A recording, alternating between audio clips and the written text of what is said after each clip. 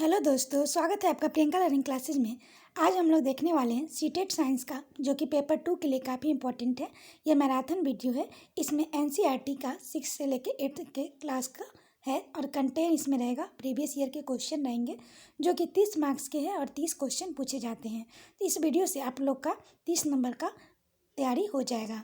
तो चलिए हम लोग देखते हैं सीटेट साइंस पेपर 2 के। देख रहे हैं 30 मार्क्स के 30 क्वेश्चन। तो सबसे पहले हम लोग ह्यूमन डाइजेस्टिव सिस्टम को देखते हैं। ये हमेशा यहाँ से क्वेश्चन पूछता है। तो ये सिस्टम में हम लोग देखें तो यहाँ पे है माउथ, जो कि यहाँ पे बकाल कैविटी पाया जाता है। इस फूड पाइप को ओसोफेगस कहते हैं। यहाँ पे टंग होता है। यहाँ पर हम लोग देखें डायफ्राम, जो यहाँ पे डायफ्राम का फोटो है। अगला हम लोग यहाँ देखें स्टोर बाइल्स यहाँ पे होता है। गॉल ब्लेडर है जो बाइल्स को स्टोर करता है। यहाँ पे है बाइल डक्ट। अगला यहाँ पे लीवर। फिर यहाँ पे जो है ये पैंक्रियाज है। यहाँ देखिए स्मॉल इंटेस्टाइन है, यहाँ पे खाना पचता है। ये स्टमक है। अगला है लार्ज इंटेस्टाइन, यहाँ पे बचे हुए भोजन पचते हैं। यहाँ पे अपेंडिक्स है और यहाँ पे एनस है। अब हम लोग इसके डाइजेस्टिव सिस्टम के प्रोसेस को समझते हैं। चलिए हम लोग देखते हैं न्यूट्रिशन के बारे में। तो different organism अल्ट्राइड different nutrition process at its depend upon the source of carbon from where the food is taken। जो फूड के माध्यम से कार्बन टेकिंग लिया जाता है उसे न्यूट्रिशन कहते हैं। अब हम लोग इसका प्रोसेस देखें तो ये 5 प्रोसेस होता है। पहला इंजेक्शन, दूसरा है डाइजेशन, तीसरा है एब्जॉर्प्शन, चौथा है एलिमिनेशन, पाँचवा है इगेशन। हम लोग इजेशन को देखें तो ये होता है intake the food material into the simple ones, मतलब कि जो भोजन लिया जाता है उसे इंजेशन कहते हैं। दूसरा है डाइजेशन, इसमें होता है break down of complex food, यानी कि जो बड़ा बड़ा टुकड़ा है वो छोटे छोटे टुकड़े में हो जाता है, उसे डाइजेशन कहते हैं। तीसरा है एब्जॉर्प्शन, जो मूवमेंट ऑफ डाइजेस्ट होता है, यानी कि खाना जो इधर मूव करता है वो पचाने के लिए उसे एब्जॉर्प्शन कहते हैं। अगला चौथा प्रोसेस है एलिमिनेशन, अल्टराइजेशन ऑफ फूड प्रोडक्ट, मतलब कि जो फूड का जो प्रोडक्ट होता है जो हमारे एनर्जी के रूप में प्रस्तुत होता है उसे एनर्जाइजेशन कहते हैं। पाँचवा है इंजेक्शन, जो रिमूवल ऑफ वेस्ट, यानी कि वेस्ट पदार्थ होता है उसे इंजेक्शन कहते हैं। तो यहाँ हम लोग देख सकते हैं डाइजेस्टिव सिस्टम 5 प्रोसेस में होता है। अब हम लोग देखते हैं न्यूट्रिशन इन ह्यूमन बींग्स, मतलब कैसे न्यूट्रिशन प्राप्त किया जाता है। तो पहला हम लोग देखते हैं माउथ, फिर दूसरा होता है माउथ से ओसोफेगस में जाता है, तीसरा स्टोमच में, चौथा स्मॉल इंटेस्टाइन, पांचवा है स्मॉल इंटेस्टाइन, छठा है लार्ज इंटेस्टाइन। ये 6 प्रोसेस के माध्यम से फूड डाइजेशन होता है। अब हम लोग इसके डिटेल को समझते हैं। तो पहला हम लोग देखते हैं माउथ में होता है इनटेक द होल फूड, इसमें पूरा भोजन जाता है। माउथ से टीथ में जाता है, तो टीथ का काम होता है च्युइंगिंग देन ग्राइंडिंग द फूड, यानी कि भोजन को चबाना। उसके बाद टंग में जाता है, टंग का रोल है rolling of food and testing of food plus swelling and pushing down of the food, यानी कि खाने को टेस्ट का बताना और फूलना और भोजन को नीचे की ओर भेजना, यह टंग का काम है। अगला हम लोग इसमें प्रोसेस से जाता है सिलेबरी ग्लैंड का काम है सीक्रेट स्लाइवा प्लस म्यूकस। ये स्लाइवा को और म्यूकस को सीक्रेट करता है। इससे स्टार्च सिलेबरी एमाइलेज से शुगर बनता है। ये इंपॉर्टेंट है, यहाँ से क्वेश्चन पूछा हुआ है, इसे ध्यान रखेंगे। अब हम लोग दूसरा स्टेप में जाए तो ओसोफेगस होता है। ओसोफेगस में होता है taking food from mouth to stomach by peristaltic elastic. इसमें होता है कि भोजन जो मुंह से पेट की ओर जाता है वो पेरिसाल्टिक के मूवमेंट के माध्यम से जाता है। पेरिसाल्टिक मूवमेंट क्या हो गया, जैसे कि कभी क्लोज होता है कभी ओपन होता है, जैसे हम लोग किसी घूमने वाले आकृति को टाइप का देख सकते हैं। यहाँ पर क्लोज और ओपन मूवमेंट होता है, इसे ये भी मूवमेंट भी पूछता है, इसे ध्यान रखेंगे। इसमें होता है construction and explanation of the muscles of oesophagus. इसमें ओसोफेगस कभी खुलता है कभी बंद होता है, इसे पेरिसाल्टिक मूवमेंट कहते हैं। तीसरा है स्टोमच, जो कि गैस्ट्रिक ग्लैंड है, सीक्रेट करता है गैस्ट्रिक जूस में। ये भी इंपॉर्टेंट है, यहाँ से क्वेश्चन पूछता है, ध्यान रखेंगे। अब हम लोग देखते हैं गैस्ट्रिक जूस को 3 भागों में बांटा हुआ है, पेप्सिन, एसिल, म्यूकस। पेप्सिन है enzyme that break down the protein, ये इंजाइम प्रोटीन में टूटता है। दूसरा acid make a medium acidic, क्योंकि ये बेसिक को एसिडिक में बनाने का ये काम करता है। एसियल जो है एसिडिक होता है। अगला है म्यूकस, जो कि protect inner lining of the stomach, यानी कि म्यूकस है इनर लाइन का जो स्टोमेच होता है उसको प्रोटेक्ट करता है। अब हम लोग वहाँ से देखें, स्टोमेच से स्मॉल इंटेस्टाइन में भोजन जाता है। स्मॉल इंटेस्टाइन ये है इंटेस्टिनल एंजाइम में जो कि कन्वर्ट होता है कार्बोहाइड्रेट, दूसरा होता है फैट, तीसरा है प्रोटीन। कार्बोहाइड्रेट चेंज होता है ग्लूकोज में, फैट होता है फैटी एसिड प्लस ग्लिसरॉल में, और प्रोटीन होता है अमीनो एसिड में चेंज होता है। स्मॉल इंटेस्टाइन में जो फूड आता है, एक तरफ जो बाइल स्टोर में होता है ये लीवर में होता है, और उसका स्टोर गॉल ब्लैडर में होता है, ये फैट इमल्सिफिकेशन है। और दूसरा जो है पैंक्रियाज में पैंक्रियाजिक जूस होता है, यही कन्वर्ट होकर ये 3 फेज में चेंज होता है। इसे ध्यान रखेंगे, यहाँ पे कन्फ्यूजन होता है, इसे ध्यान रखेंगे। स्मॉल इंटेस्टाइन देखें तो लेंथ इसका वाइड लॉन्ग होता है। ये कंप्लीट डाइजेशन स्मॉल इंटेस्टाइन में ही होता है।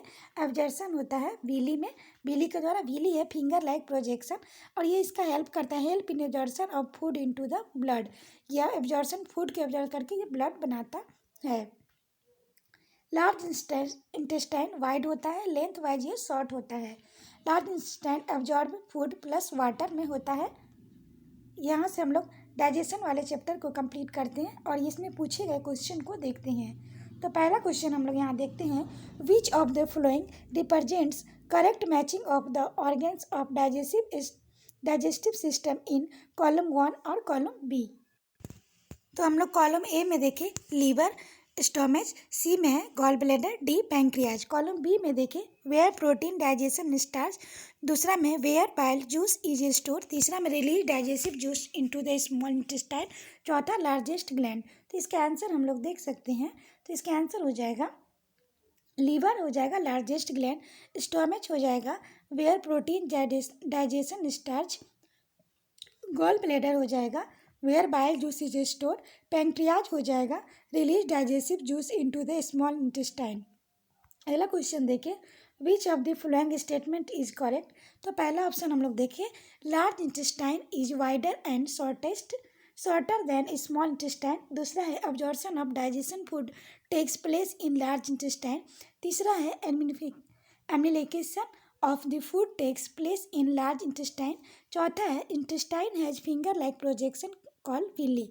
तो इसका ऑप्शन हो जाएगा पहला, क्योंकि लार्ज इंटेस्टाइन इज वाइडर, यानी कि चौड़ाई होता है, और शॉर्ट भी होता है स्मॉल इंटेस्टाइन से।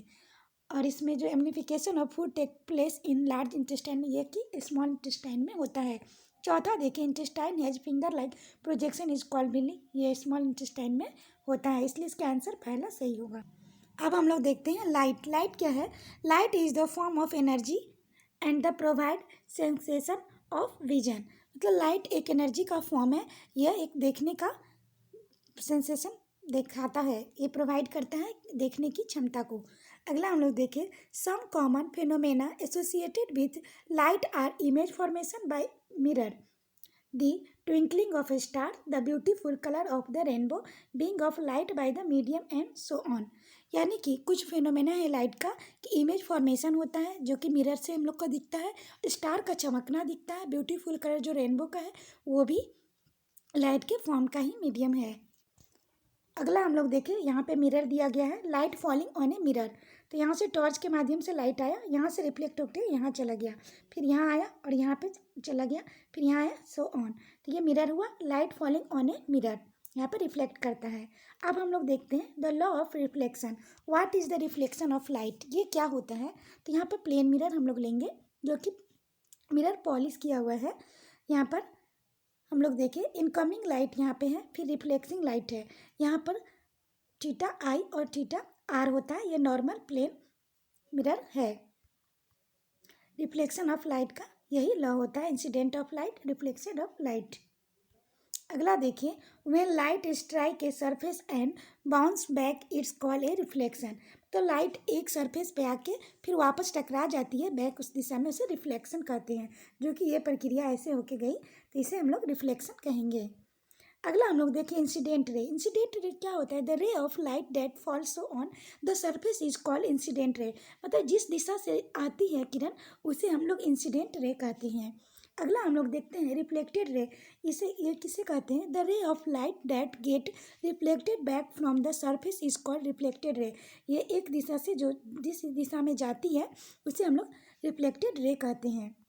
और नॉर्मल हम लोग किसे कह सकते हैं, तो it is the imaginary line that is drawn perpendicular to reflecting surface at the point where at the incident ray strike the surface और at the point of incidence.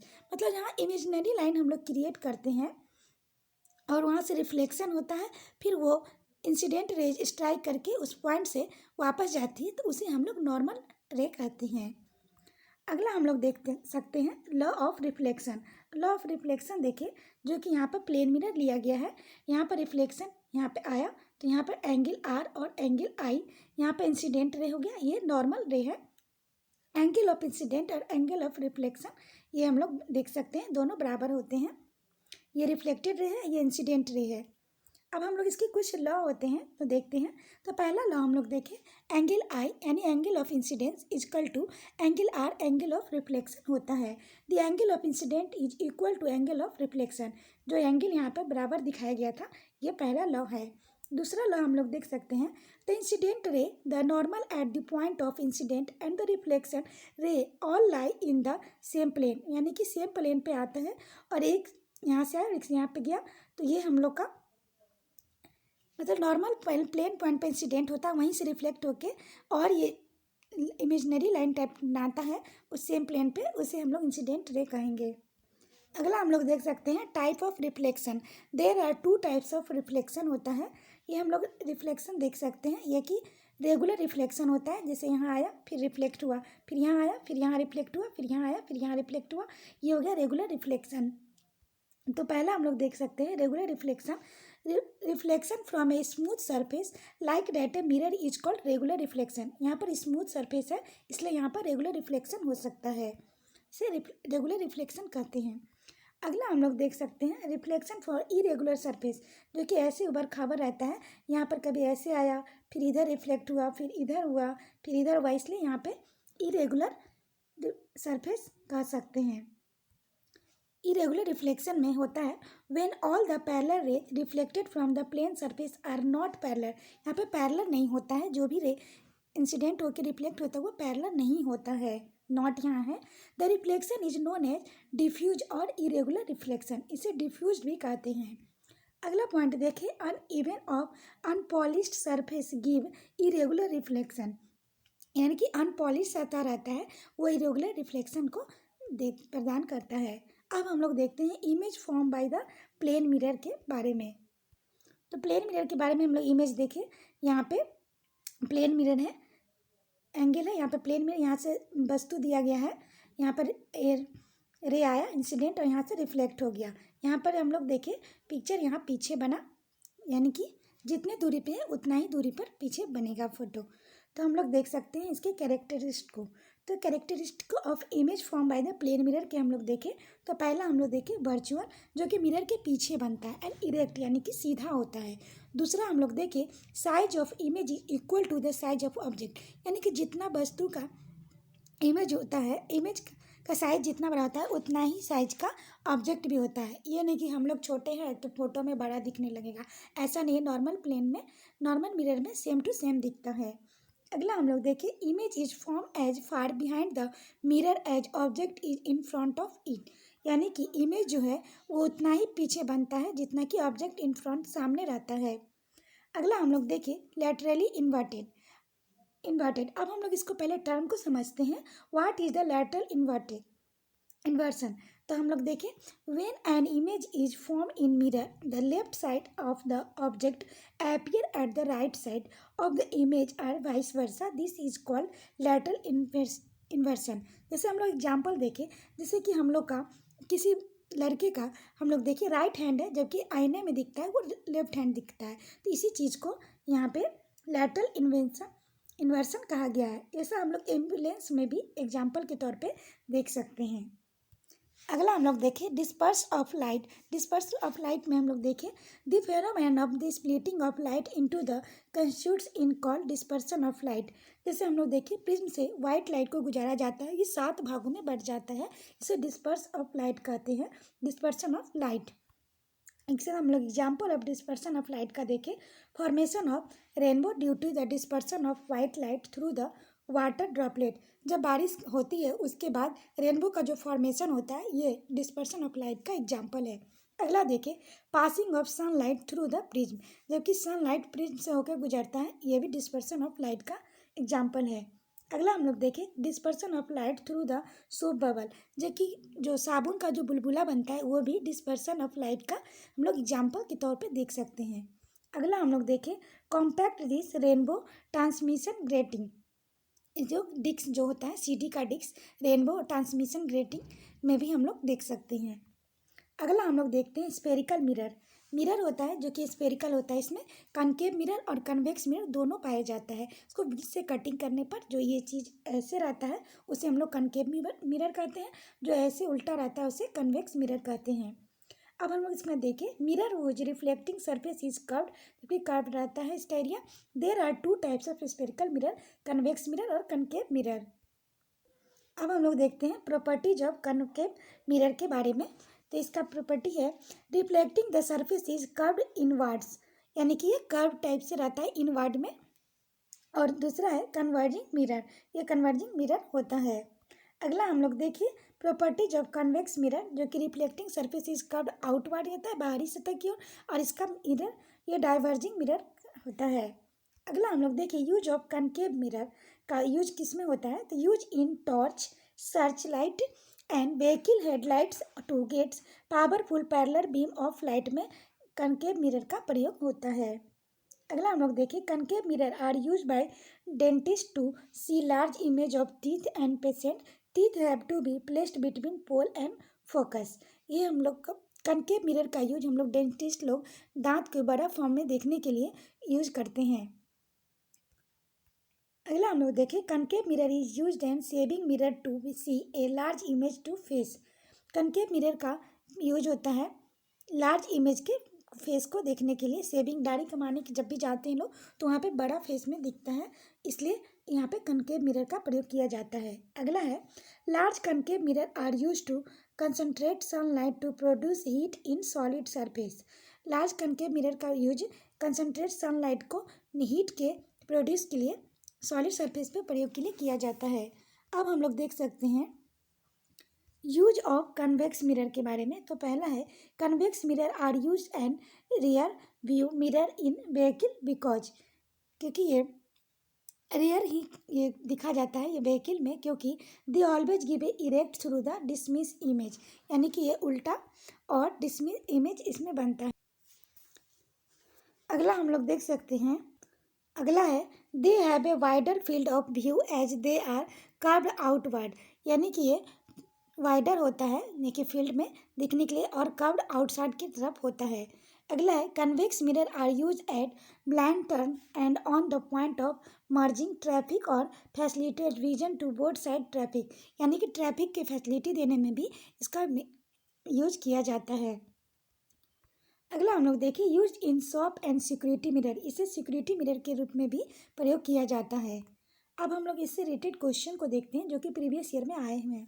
तो क्वेश्चन देखें, Manjula is observing her image in a plane mirror, the distance between herself and the mirror is 5 metre, she move 1 metre towards the mirror, the distance between herself and her image now is. यही हम लोग Hindi form में देखें, मंजुला समतल दर्पण में अपने प्रतिबिंब को प्रेक्षण कर रही है। उसकी दर्पण से दूरी 5 मीटर है, दर्पण की ओर 1 मीटर चलती है। अब उसकी दर्पण में बने उसके प्रतिबिंब के बीच की दूरी कितनी है, तो 8 मीटर है। अगला हम लोग देखें, समतल दर्पणों में बनने वाले प्रतिबिंब में नीचे दिए गए कौन से कथन सत्य है। Which of the following statement is are correct regular regarding image formation in plane mirror. तो पहला हम लोग देखें, प्रतिबिंब सीधा बनता है, इमेज इज इरेक्ट। दूसरा, प्रतिबिंब वास्तविक होता है, इमेज इज रियल। अगला है प्रतिबिंब पार्श्व परिवर्तित होता है, इमेज इज लेटरली इन्वर्टेड। चौथा, प्रतिबिंब का साइज बीम के साइज के बराबर होता है, the image size is small that of object. तो इसका आंसर हम लोग देख सकते हैं, इसका ऑप्शन पहले देखिए ए बी सी है, दूसरा में ए सी डी है, तीसरा में बी सी डी है, चौथा में ए बी डी है। तो इसका आंसर है ए सी डी, इसका आंसर हो जाएगा। अगला क्वेश्चन देखिए, नीचे दिए गए प्रकाश में कौन से गुणधर्मों का उपयोग छाया बनने की परिघटना की व्याख्या के लिए किया जाता है। इसका इंग्लिश फॉर्म में देखिए, which of the following properties of light can be use to explain the phenomenon shadow formation. तो इसका पहला क्वेश्चन हम लोग इसका ऑप्शन देखें, प्रकाश सरल रेखा में गमन करता है, light travel in the straight line. दूसरा है प्रकाश उच्च चाल से गमन करता है, light travel at the high speed. तीसरा है प्रकाश 7 रंगों से मिलकर बना है, लाइट कंपोज्ड इन 7 कलर्स। चौथा, प्रकाश अपारदर्शी वस्तुओं से नहीं गुजरती है, light does not pass through opaque object. इसका ऑप्शन हम लोग देख सकते हैं, ऑप्शन में ए बी, दूसरा बी सी, तीसरा सी डी, चौथा है डी ए। तो इसका आंसर हो जाएगा डी ए। अगला क्वेश्चन है, सही कथन को पहचानिए। अवतल दर्पण सदैव ही सीधा प्रतिबिंब बनाता है, a concave mirror always form an erect image. दूसरा है, अवतल दर्पण सीधा प्रतिबिंब भी बनाता है, उल्टा प्रतिबिंब भी बनाता है, a concave mirror form an erect as well as invert image. तीसरा, उत्तल दर्पण सदैव ही उल्टा प्रतिबिंब बनाता है, a convex mirror always form as inverted image. अगला हम लोग देखिए, उत्तल दर्पण सीधा प्रतिबिंब भी बनाता है और उल्टा प्रतिबिंब भी बनाता है, a convex mirror form erect as well as inverted image. तो इसका आंसर हम लोग देखें, तो इसका आंसर हो जाएगा बी। तो इसका आंसर है, अवतल दर्पण सीधा प्रतिबिंब भी बनाता है, उल्टा प्रतिबिंब भी बनाता है। यहाँ हम लोग देखिए, उत्तल दर्पण सीधा प्रतिबिंब बनाता है और उल्टा प्रतिबिंब बनाता है, जबकि ऐसा नहीं है, जबकि कनकेव मिरर 5 रियल इमेज बनाता है और 1 इरेक्ट इमेज बनाता है। अब हम लोग अगला टॉपिक समझते हैं, हॉट एंड कोल्ड। तो पहला हम लोग इसके बारे में देखें, the measure of degree in of hotness और coldness of substance is called temperature. यानी कि हॉटनेस और कोल्डनेस के पदार्थ को नापने की क्रिया ही तापमान कहलाता है। अगला देखिए, मेजरिंग टेम्परेचर 2 टाइप्स हैं, clinical thermometer use for the measuring temperature of human body. दूसरा, laboratory thermometer use for the measuring temperature of common object. अब हम लोग देखते हैं, reading a thermometer. The temperature range of clinical thermometer is 35 degree Celsius to 42 degree Celsius. इसको याद कर लेंगे, यह क्वेश्चन पूछा हुआ है। And that of laboratory thermometer is -10 degree centigrade to 110 degree centigrade. The unit for the temperature is degree centigrade. ये important है, इसे ध्यान रखेंगे। अगला हम लोग देखें, the normal temperature of human body is 37 degree centigrade है। अगला देखिए, the 2 most commonly used scale in which temperature is read and Celsius scale and Fahrenheit scale. 2 type का होता है, सेल्सियस स्केल और फ़ारेनहाइट स्केल। अगला हम लोग देखें, precaution for the clinical thermometer. इसमें क्या क्या हम लोग को प्रिकॉशन करना चाहिए, तो ये है, do not use a clinical thermometer for measuring the temperature of any object other than the human body. यानी कि क्लिनिकल थर्मामीटर का यूज सिर्फ मानव शरीर के लिए किया जाता है, अदर वस्तु के लिए नहीं किया जाता है। अगला है, also avoid keeping the thermometer in the sun and near flame in में ब्रेक। यानी कि सनलाइट से, धूप से और जो तापमान है, कोई भी जो आसपास में तापमान है उससे दूर रहना चाहिए, क्योंकि इससे थर्मामीटर टूटने की संभावना बनती है। अब हम लोग यहाँ पे देखें हीट का फार्मूला, जो कि सी ब्रिज है। हीट यहाँ पे रेडिएशन हो रहा है, यहाँ पर देखिए तो कंडक्शन है, यहाँ पर जो हीट का उबलना होता है यहाँ पे कन्वेक्शन है, तीसरा यहाँ पे रेडिएशन है। अब हम लोग इसके माध्यम से, ये जो हॉट एंड कोल्ड के माध्यम से जो हम लोग सी ब्रिज की फार्मूला को देख सकते हैं। तो सी ब्रिज में क्या होता है, the people living in the coldest area experience an interesting phenomena during the day, the land gets heated fastest than the water. मतलब कि सी वाले जो हम लोग तटीय एरिया में क्या होता है कि वहाँ पे बहुत जल्दी पानी गर्म हो जाता है और जल्दी ही वहाँ पे ठंडा हो जाता है। एयर ओवर द लैंड, यानी कि एयर है ये भूमि के ऊपर ही पाया जाता है।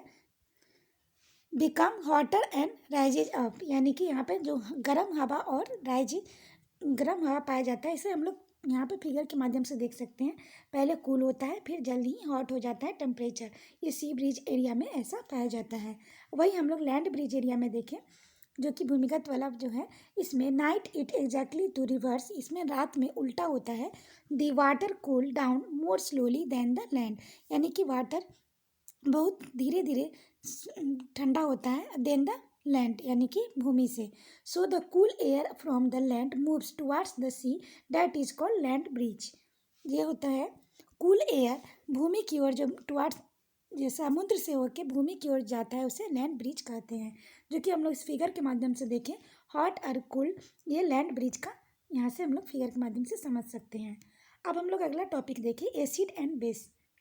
एसिड है, acid are sour in taste, ये खट्टा होता है। Substance that are sour to taste are acidic in nature, क्योंकि ये अम्लीय रहता है।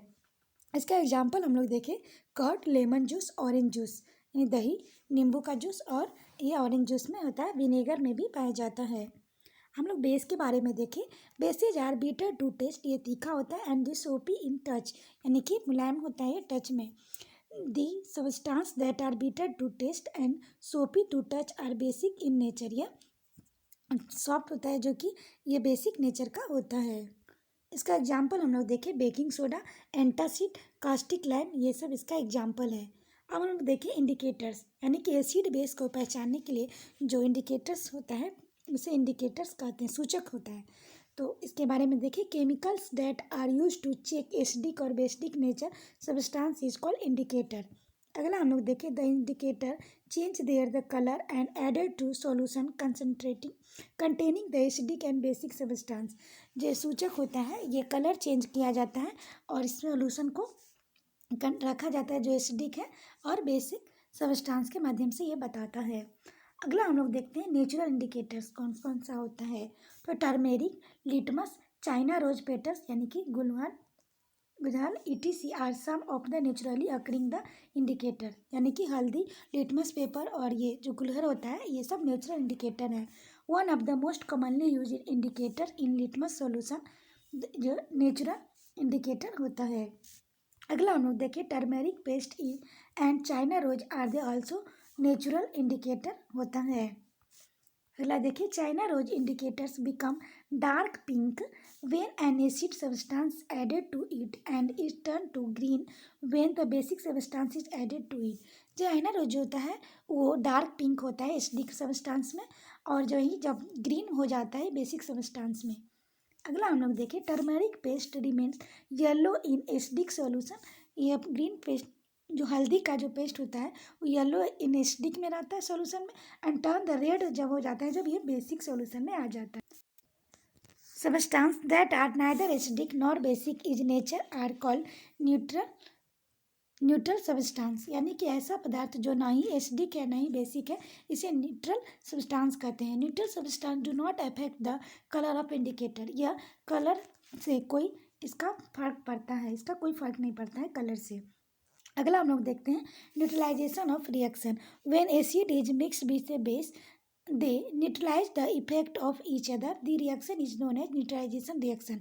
जब एसिड को मिक्स किया जाता है बेस में तो न्यूट्रलाइजेशन इफेक्ट होता है एक दूसरे में, this reaction is not neutralization reaction. अब हम लोग देखते हैं एंट स्टिंग के बारे में।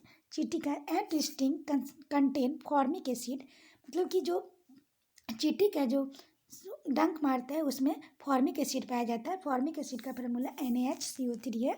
The effect of acid is neutralize by rubbing moist baking soda sodium hydroxide hydrocarbonate, sorry ये हो जाएगा फॉर्मिक एसिड का, ये नहीं है, ये बेकिंग सोडा का फार्मूला है।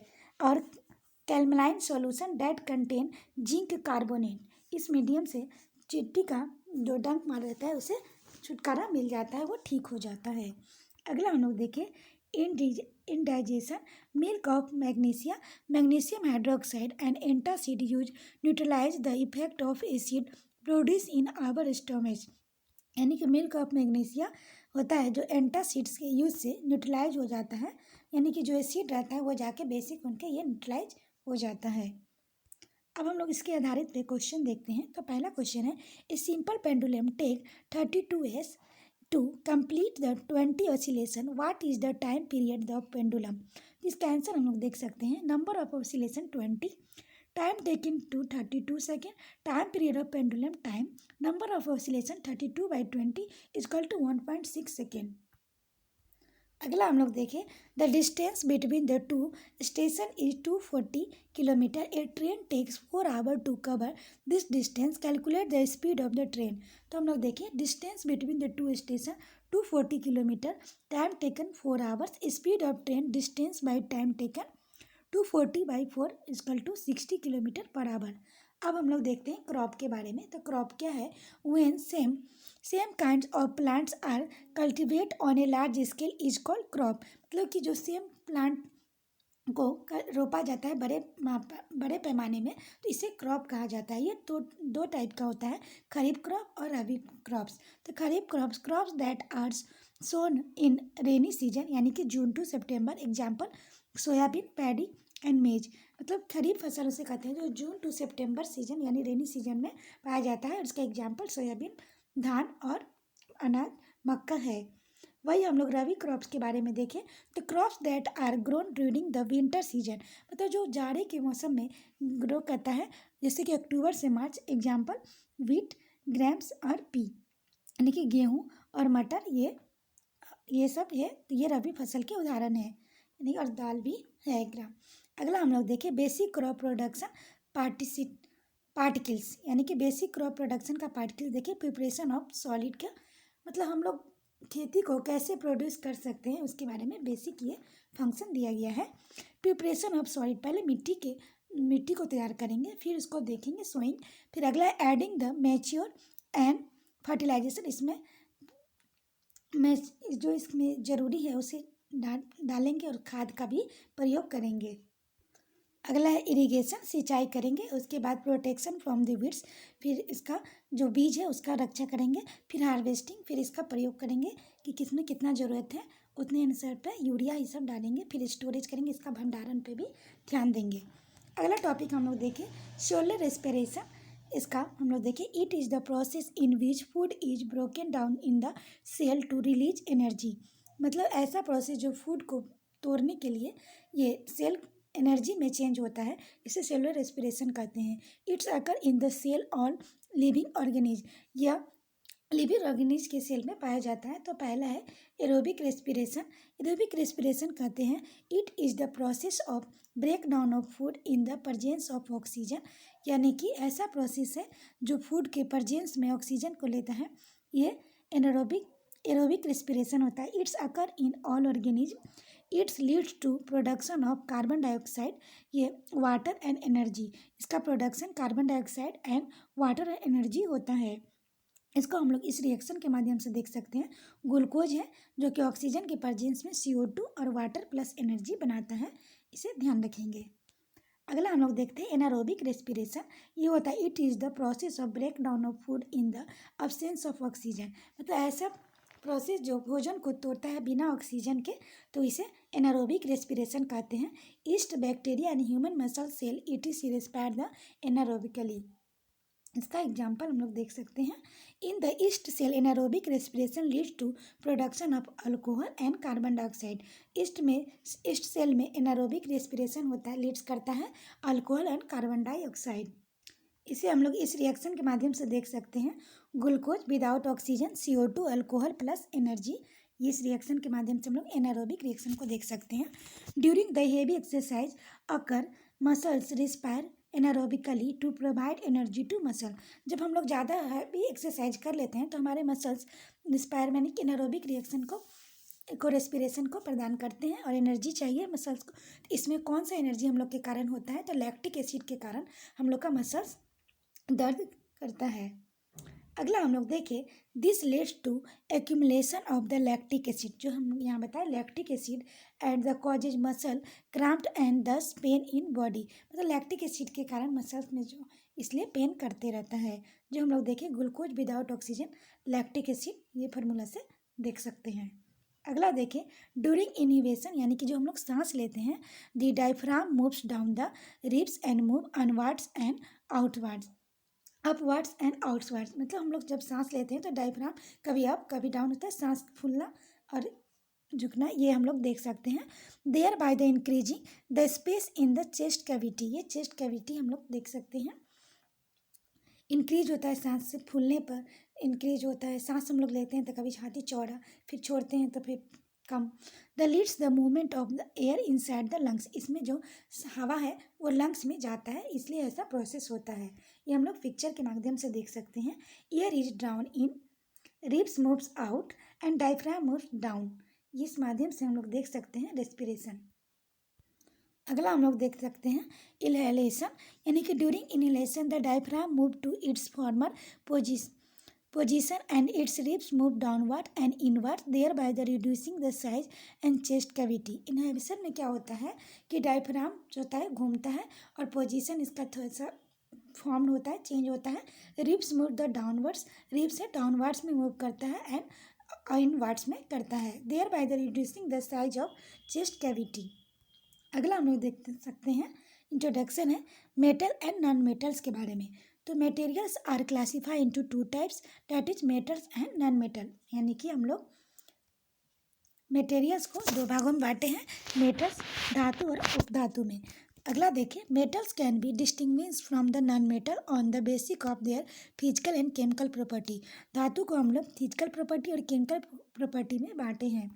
मेटल्स के हम लोग फिजिकल प्रॉपर्टी के बारे में देखें तो they have shining surface in the their pure state, it is called metallic cluster.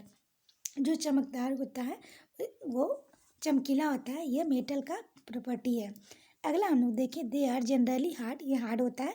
The hardness varies from the metal to metal, इसका मेटल होता है।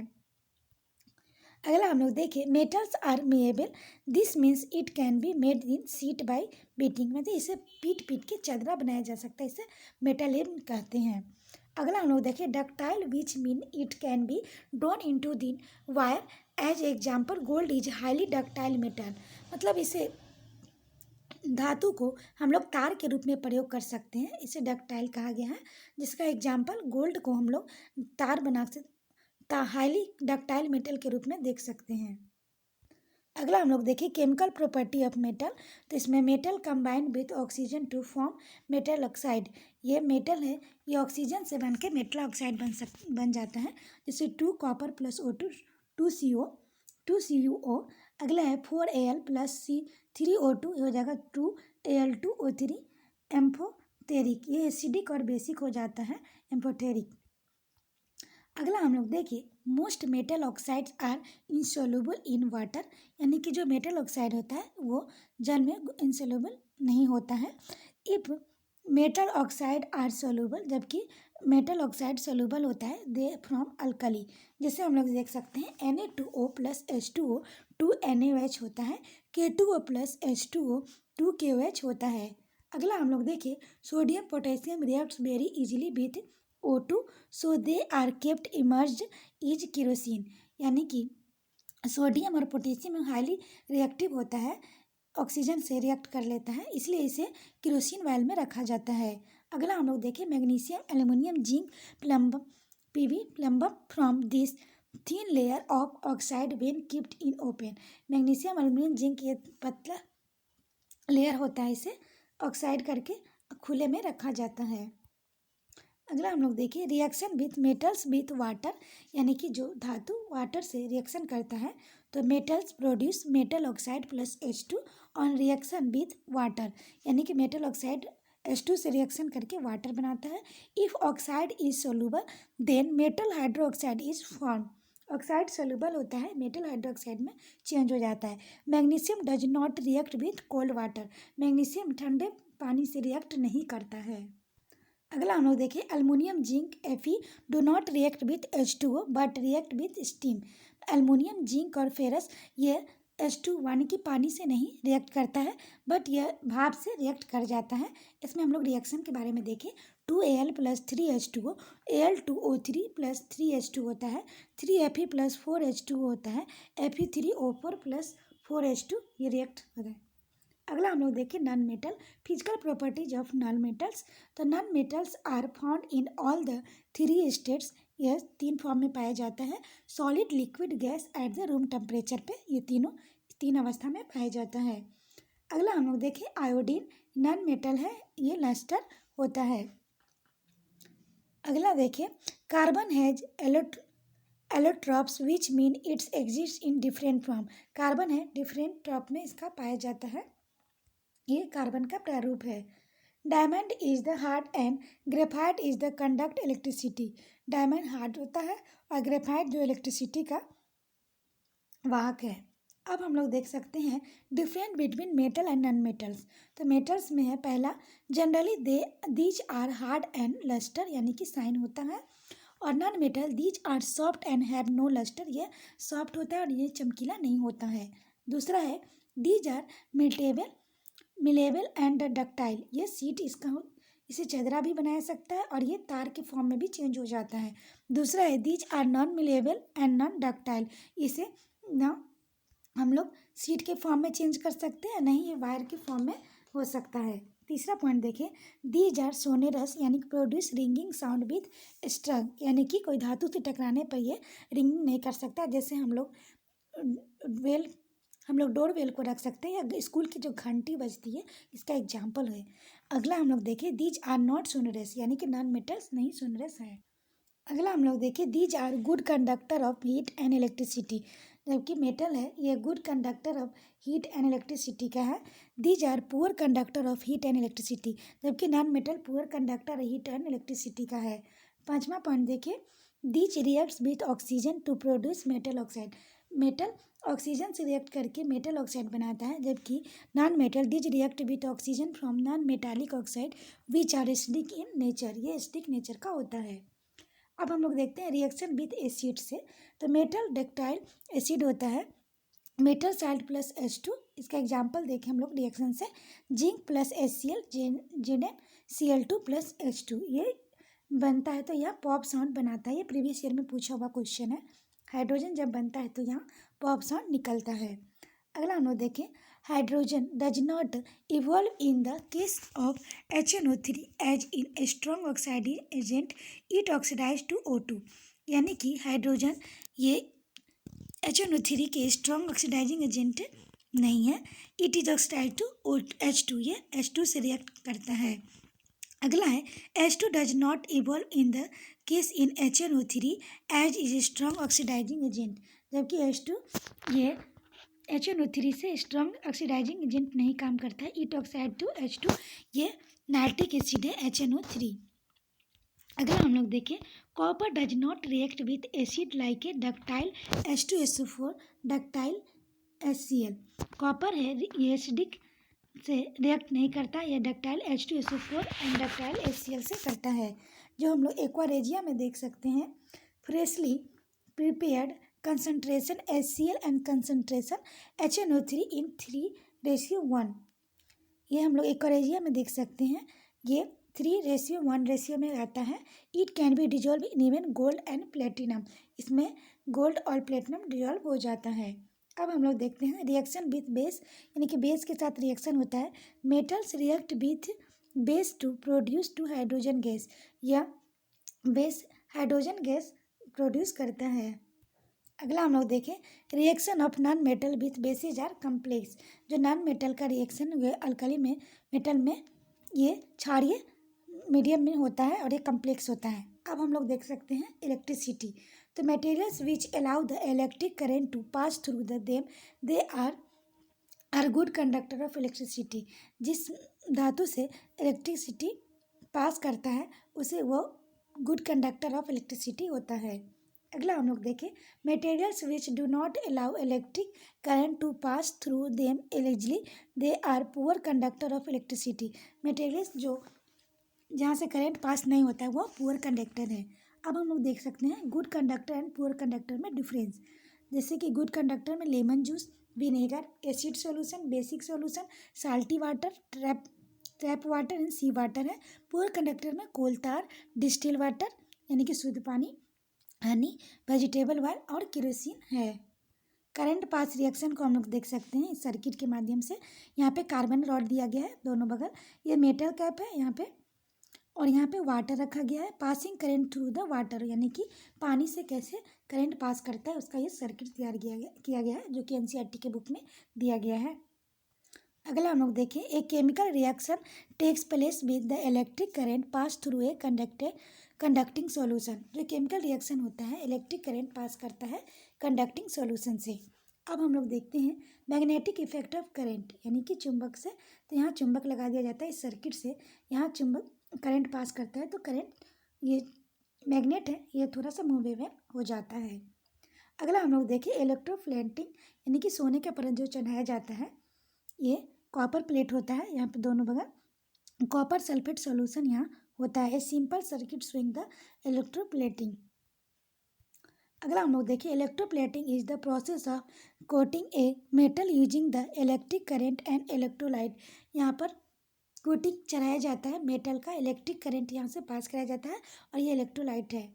अगला है the above picture explain how copper can be deposit on a different metal using electroplating. यानी कि जो picture है ये एक्सप्लेन करता है कि कॉपर कैसे डिपॉजिट होता है और डिफरेंट मेटल इलेक्ट्रोप्लेटिंग के माध्यम से, यानी कि परत जो चढ़ता है। अगला हम लोग देखें electroplating can be use to give shiny and scratch proof finish properties of chromium of object made from the cheaper metal.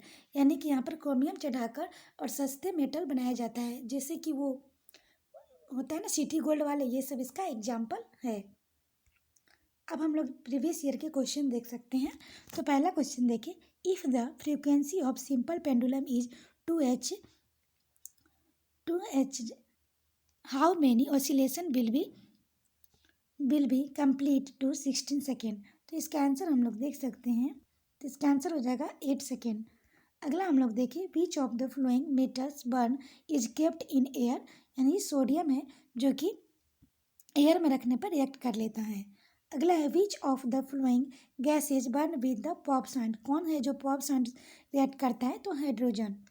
अगला देखिए Sarika took distilled water in the बोतल and they tries to find whether its conduct electricity और not, what is the likely to find. तो इसका answer हम लोग देख सकते हैं, it is poor conductor of electricity. Distil water ही पुअर कंडक्टर ऑफ इलेक्ट्रिसिटी है। अगला हम लोग देखिए which of the following statement is true. तो पहला है ऑल मेटल आर सॉलिड, दूसरा ऑल मेटल आर हार्ड, तीसरा है all non metals are gases, चौथा all non metals are non ductile. तो इसका आंसर हो जाएगा चौथा all non metals are non ductile. अगला क्वेश्चन देखिए metal X displace metal Y from its salt solution but is not able to displace metal Z from its salt solution, identify the most reaction metal. तो इसका answer हो जाएगा Z. अगला question देखिए the non metal use in the purple colour solution applied on wounds and antiseptic is. तो iodine का प्रयोग किया जाता है नॉन मेटल जो पर्पल कलर का सॉल्यूशन है, इससे घाव ठीक हो जाता है। तो अगला क्वेश्चन देखिए which of the following are correctly match with their mode of reproduction. तो है ऑप्शन देखिए ईस्ट, पोटैटो, अलगी, फंजाई, और यहाँ पे है vegetable propagation, spore formation, fermentation and budding. तो इसमें हम लोग देखिए ईस्ट हो जाएगा बर्डिंग, पोटैटो हो जाएगा वेजिटेटिव प्रोग्रेशन, अलगी हो जाएगा, ये हो जाएगा फर्मेंटेशन, फंजाई हो जाएगा स्पोर फॉर्मेशन। इसका आंसर हम लोग पहला देख सकते हैं। अगला हम लोग देखें which of the following acids are found in the ant sting. यानी कि एंट के स्टिंग में कौन सा एसिड पाया जाता है, तो फॉर्मिक एसिड पाया जाता है, या मेथोनिक एसिड भी रहे तो इसका एग्जाम्पल सही होगा। अब हम लोग देखते हैं ब्लड्स के बारे में। तो ब्लड क्या है, एक फ्लूइड कनेक्टिव टिश्यू है, ये दो फॉर्म में पाया जाता है, सॉलिड कंपोनेंट ब्लड कॉर्पसल, दूसरा लिक्विड कंपोनेंट्स है प्लाज्मा। तो अब हम लोग इसमें देखें सॉलिड कंपोनेंट्स ऑफ कार्बोनेट्स का, तो ये है आरबीसी और ब्लड प्लेटलेट्स एंड डब्ल्यूबीसी। तो आरबीसी क्या है, तो ये कैरियर गैस है, ये O2 और CO2 का कैरियर गैस है, contain HB, import red colour into the blood, ये रेड कलर पाया जाता है। ब्लड प्लेटलेट्स है हेल्प इन ब्लड क्लॉटिंग, यानी कि यह ब्लड क्लॉटिंग में हेल्प करता है। WBC provide body defence by the engulfing the germs and producing antibodies, antibodies को की रक्षा में ये WBC काम करता है। वही हम लोग लिक्विड कंपोनेंट ऑफ प्लाज्मा में देखें तो yellow colour fluid contains 90% water and 10% ये रहता है। Organic substance like a plasma protein, albumin, globulin, inorganic में मिनरल्स वाइंस रहता है। ये है लिक्विड कंपोनेंट ऑफ प्लाज्मा का।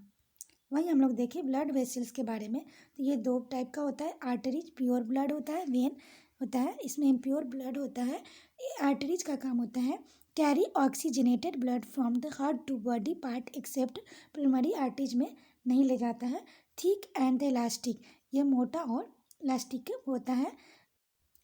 वेन है carry deoxygenated blood from body part two heart accept pulmonary vein, जो है डीऑक्सीजनेटेड ब्लड है बॉडी पार्ट से हार्ट में ले जाता है, जबकि पल्मोनरी वेन को छोड़ के। दूसरा है ऑल्सो कॉल